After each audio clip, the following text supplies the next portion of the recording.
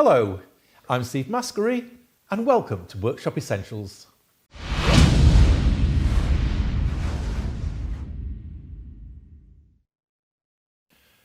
This is a very simple offering and I wouldn't go as far as calling it a jig. It's more like a rig actually. And I'm making a set of dining chairs. I've been making these dining chairs for about a year. They were supposed to be finished by Christmas and now I'm beginning to wonder if they'll be finished by next Christmas. But I have a certain amount of urgency now, which I've not had hitherto. So this is one of my chair legs. It's curved, as you can see, like that. And these curves were done a combination of rough cutting on the bandsaw against the template,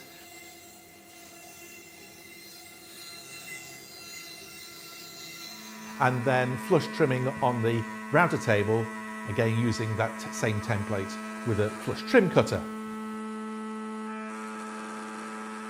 And they've not come out of that process quite as cleanly as I'd hoped, despite having a top quality router cutter. And it's because my router table is not as flat as I thought it was. It was flat when I made it, but it's actually slightly hollow.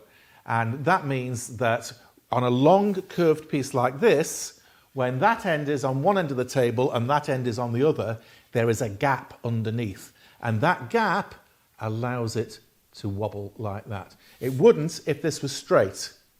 But because it's curved and the support points are not in line with where I'm actually routing, it means there's a little tiny bit of movement and that's resulted in a slightly rippled surface, which is too much to clean up by hand actually.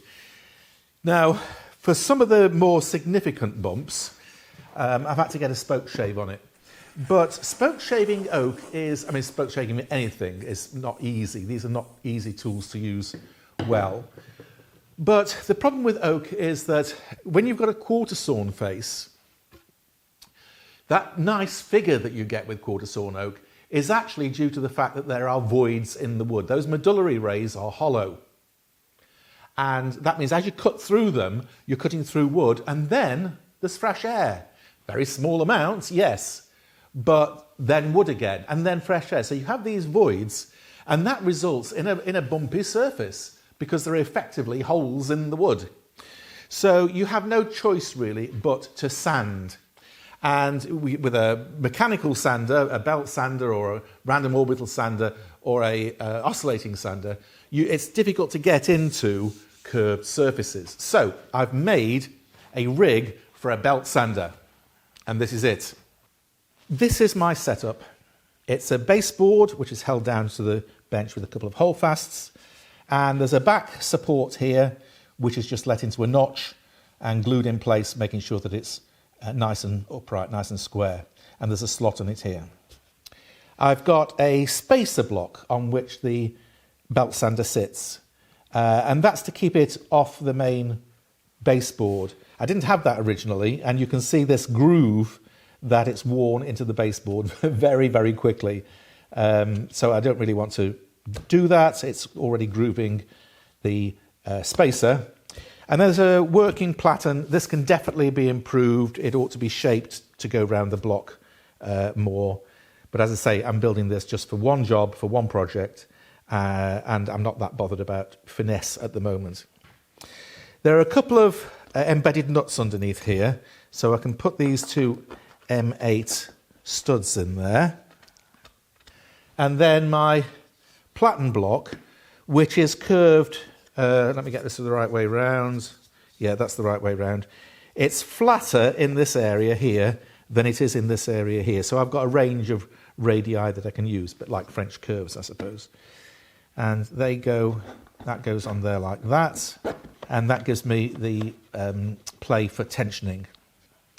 So we'll have a couple of, forgotten, and a couple of washers underneath that. And then we've got a couple of washers on the top and a couple of nuts. Right, then we've got the actual sander itself. And this is the sander. It's a Bosch PBS 75A, fairly entry level, decent quality, nothing special. And obviously I've had to make my own sanding belt, which just It's just beginning to come apart, but as I'm filming this, I've actually finished the job I built it for, so I don't mind too much. So that goes on there like that,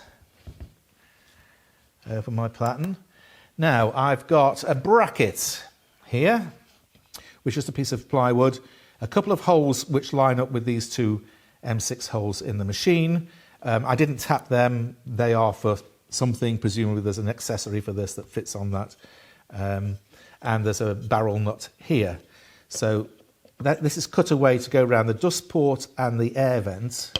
So we'll just put that in place.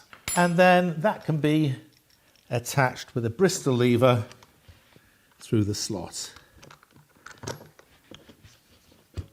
And I can't see what I'm doing because it's on the other side. There we go. Now there is a little bit of adjustment there, so you can move it to get the whole thing properly aligned. So I want it about like that, give or take. And then the tensioning is simply done with my two nuts here. That one's snugging down a little bit, and then this one. Now then, we appear to have gone too far in. There we go. And we tension it on that slot like that. And we're ready to rock and roll. Put the dust filter on.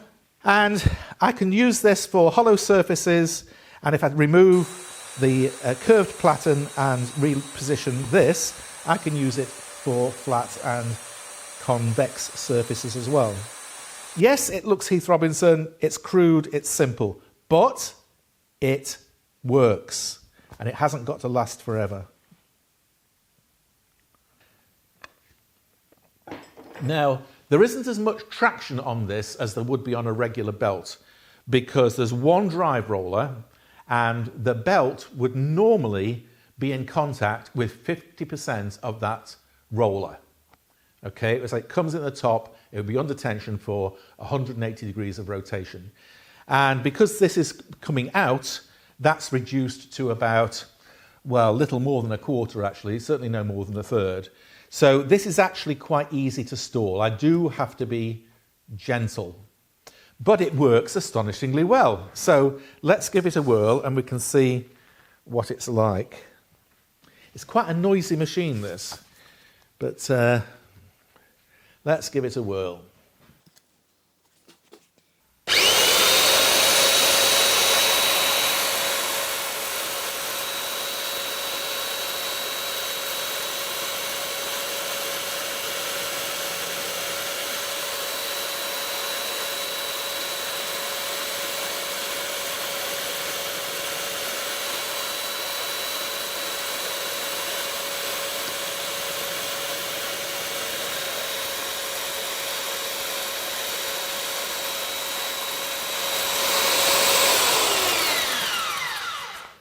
My goodness me, it's noisy.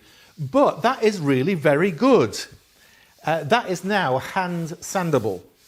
And I can still feel a slightly uneven surface, but all those big ridges that came off the flush trim process, they've gone. And you can see how effective it is by all the sawdust that's accumulated at the side here. There'll be some in there as well, but it's quite a long way from where I'm sanding to the inside of the machine, isn't it? And yes, it's crude. I know it's crude, but it works really well. And it only took me an hour or so to build. It cost me nothing except the machine. And it's only got to do one job. I've got 12 of these to do, and I've done 1, 2, 3, 4, 5 of them now. So I think this is going to be building this was time very well spent, because it's going to give me a better surface than it would have taken me a week to just by sanding by hand to do this, because they're a long way from being ideal as a surface. So that's it really. Dead simple, dead easy, only has to do one job, doesn't have to last very long. The biggest problem was making the sanding belt. I had to have 2 or 3 attempts at that actually. I've used a mesh abrasive like Mercer, Abrinet type stuff, and I've used a contact adhesive And that's worked really well, but you do need to let it cure properly. It's no good just letting it go tacky, putting them together and expecting it to be full strength. It doesn't work. I clamped it up overnight and then I didn't have a problem. So you just have to not be too impatient. So that's it. Thank you very much for watching. Don't forget to like, subscribe and share. It's the only way these films get seen. And until the next time, enjoy your workshop. Cheerio.